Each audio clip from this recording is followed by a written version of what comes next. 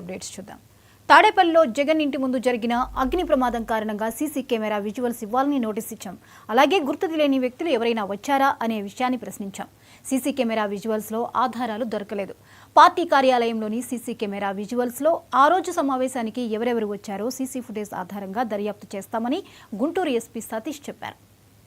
ఎవరైనా కంప్లైంట్ ఇచ్చారంటే వాళ్ళు ఎవిడెన్స్తో పాటు జనరల్లీ ఇస్తారు. అంటే ఫర్ ఎగ్జాంపుల్ ఇప్పుడు ఒకరిని కొట్టారని చెప్పారంటే వాళ్ళకి సీసీటీవీ ఫుటేజ్ ఉంటాయి, వీడియో రికార్డింగ్ ఉంటాయి, వాయిస్ రికార్డింగ్ ఉంటాయి, డాక్యుమెంటేషన్ ప్రూఫ్ ఉంటాయి. ఏదైనా జనరల్లీ కంప్లైంట్ అడిషనల్ ఎవిడెన్స్తో పాటు మనకి కంప్లైంట్ ఇస్తారు. అది మనం ఎవిడెన్స్గా తీసుకుంటాము.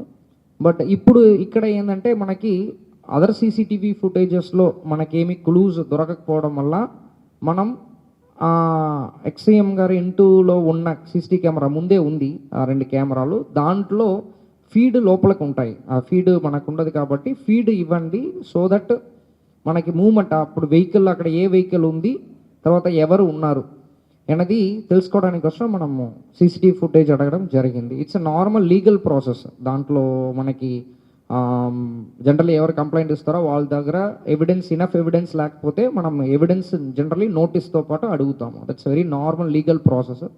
ఉన్నది ఏంటంటే it's high security zone. Actually ఎక్స్ఐఎం గారు ఉన్నారు కాబట్టి హై సెక్యూరిటీ జోన్.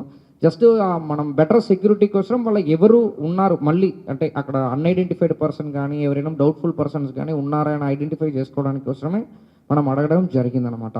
ఇదే క్లారిటీ యాక్చువల్లీ. సో అది కొంతమంది నాకు కాల్ చేసి డౌట్ అడుగుతున్నారు. సో ఒకసారి క్లారిటీ ఇచ్చేస్తామంటే బెటర్ అని నాకు అనిపించింది. So that is the clarity అన్నమాట. సీఎం చంద్రబాబు ఈవేళ గుంటూరులో పర్యటించున్నారు. ఓ ప్రైవేట్ హాస్పిటల్